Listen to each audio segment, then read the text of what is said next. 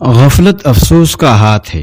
غفلت نعمت کو زائل کرنے والی ہے اور عبادت میں رکاوٹ ہے۔ غفلت حسد کو بڑھاتی ہے۔ غفلت ملامت اور شرمندگی پیدا کرتی ہے۔ ایک نیک آدمی نے استاد کو خواب میں دیکھا اور اس سے پوچھا، آپ کے نزدیک کون سی حسرت زیادہ سخت ہے؟ انہوں نے جواب دیا، غفلت کی حسرت۔ ایک آدمی نے حضرت ذوالنون مصری رحمہ اللہ کو خواب میں دیکھا اور پوچھا، اللہ تعالیٰ نے آپ کے ساتھ کیا سلوک کیا؟ انہوں نے فرمایا، مجھے اپنے دربار میں کھڑا کیا اور فرمایا، اے دعویٰ کرنے والے، اے جھوٹے، تو نے میری محبت کا دعویٰ کیا پھر مجھ سے غافل ہو گیا۔ ایک نیک آدمی نے اپنے والد کو خواب میں دیکھا اور پوچھا، اے ابا جان، آپ کیسے ہیں؟ اس نے کہا، اے بیٹے، ہم دنیا میں غافل زندہ رہے اور غافل ہی مرے۔ حضرت یعقوب علیہ السلام نے ملک الموت کے ساتھ بھائی چارہ قائم کیا۔ ایک دن ان کی ملاقات ہوئی تو حضرت یعقوب علیہ السلام نے پوچھا، اے ملک الموت، ملاقات کے لیے آئے ہو یا میری روح قبض کرنے کے لیے؟ روح قبض کرنے آئے تو مجھے آگاہ کر دینا۔ اس نے کہا، میں آپ کی طرف 2 یا 3 قاصد بھیج دوں گا۔ جب آپ کی عمر ختم ہوئی تو ملک الموت حاضر ہوئے۔ حضرت یعقوب علیہ السلام نے فرمایا، ملاقات کے لیے آئے ہو یا روح قبض کرنے کے لیے؟ اس نے کہا، آپ کی روح قبض کرنے کے لیے۔ آپ نے فرمایا، کیا آپ نے مجھے بتایا نہیں تھا کہ میں آپ کی طرف 2 یا 3 قاصد بھیج دوں گا؟ اس نے کہا، میں نے کہا تھا، آپ کے سیاہ بالوں کے بعد سفید بال، آپ کے بدنی قوت کے بعد کمزوری اور آپ کی سیدھی کمر کے بعد کمر کا جھکاؤ۔ یعقوب علیہ السلام، بنی آدم کی طرف موت سے پہلے یہی میرے قاصد ہیں۔ حضرت ابو علی دقاق رحمہ اللہ فرماتے ہیں، میں ایک نیک آدمی کی عیادت کے لیے گیا۔ وہ بیمار تھے اور عظیم بزرگوں میں سے تھے۔ ان کے شاگرد ان کے پاس بیٹھے تھے اور وہ رو رہے تھے۔ ان کی عمر بھی شدید بڑھاپے تک پہنچ چکی تھی۔ میں نے کہا، اے شیخ، کیوں روتے ہو؟ کیا دنیا پر؟ فرمایا، ہرگز نہیں، میں تو صرف نماز رہ جانے پر روتا ہوں۔ میں نے پوچھا، یہ کیسے؟ آپ نے نماز تو پڑھ رکھی ہے، آج تک دنیا میں زندہ رہا مگر میں نے سجدہ کیا تو غفلت میں، سر اٹھایا تو غفلت میں، اور آج غفلت کی حالت میں مر رہا ہوں۔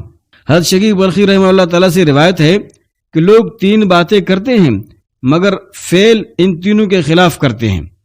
کہتے ہیں ہم اللہ کے بندے ہیں مگر کام کرتے ہیں آزاد نافرمان لوگوں جیسا، اور کہتے ہیں اللہ تعالیٰ ہماری روزی کا کفیل ہے مگر ان کے دل دنیا کے بغیر مطمئن نہیں ہوتے اور دنیا کا ایندھن اکٹھا کرتے رہتے ہیں۔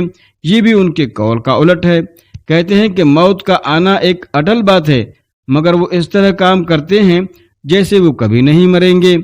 اب سوچو تو صحیح، اللہ تعالیٰ کے دربار میں کس بدن کے ساتھ کھڑے ہوں گے، کس زبان سے بات کرو گے، اور جب چھوٹی بڑی بات کی پوچھ ہوگی تو کیا جواب دو گے؟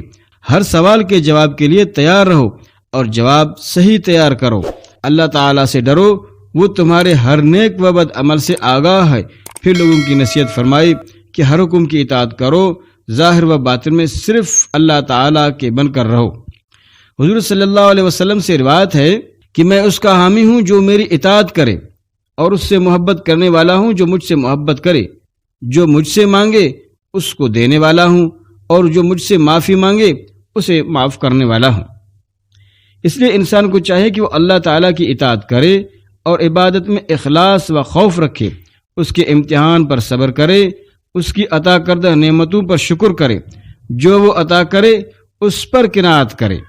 اللہ تعالیٰ فرماتا ہے، جو میری قضا پر راضی نہیں، میرے امتحان پر صابر نہیں، میرے نعمتوں پر شاکر نہیں، میری عطا پر قانع نہیں، وہ میرے سوا کوئی اور رب ڈھونڈ لے۔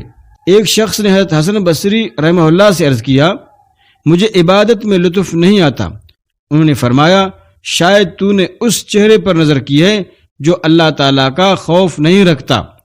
عبادت یہ ہے کہ تو ہر چیز محض اللہ کے لیے چھوڑ دے۔ ایک شخص نے حضرت ابو یزید رحمہ اللہ سے عرض کیا، مجھے عبادت میں لذت نہیں آتی۔ آپ نے فرمایا، اس کی وجہ یہ ہے کہ تو اطاعت کی عبادت کرتا ہے، اللہ کی عبادت نہیں کرتا۔ اللہ کی عبادت کر، پھر تجھے عبادت میں لذت آئے گی۔ انسان کو چاہیے کہ دنیا ترک کر دے، اللہ تعالیٰ کی عبادت کرے، آگے کی بات کا فکر کرے، آخرت ہی مطلوب رکھے، جیسا کہ اللہ تعالیٰ کا ارشاد ہے، جو آخرت کا فائدہ چاہتا ہے ہم اس کے پھل میں اضافہ کر دیتے ہیں، اور جو دنیا کا فائدہ چاہتا ہے ہم اس سے کچھ اسے دیتے ہیں اور آخرت میں اس کا کچھ حصہ نہیں۔ یہی وجہ ہے کہ حضرت ابوبکر صدیق رضی اللہ عنہ نے حضور نبی کریم صلی اللہ علیہ وسلم پر 40,000 دینار مخفی طور پر اور 40,000 دینار کھلم کھلا خرچ کر دیے، اور ان کے پاس باقی کچھ نہ بچا۔ سرکار دو عالم صلی اللہ علیہ وسلم اور آپ کے گھر والے دنیا اور اس کی لذت و شہوت سے دور رہتے۔ حضرت فاطمہ الزہرا رضی اللہ عنہا کو جو جہیز ملا وہ رنگے ہوئے چمڑے کا ایک مشکیزہ اور تکیہ تھا جس میں کھجور کی چھال بھری ہوئی تھی۔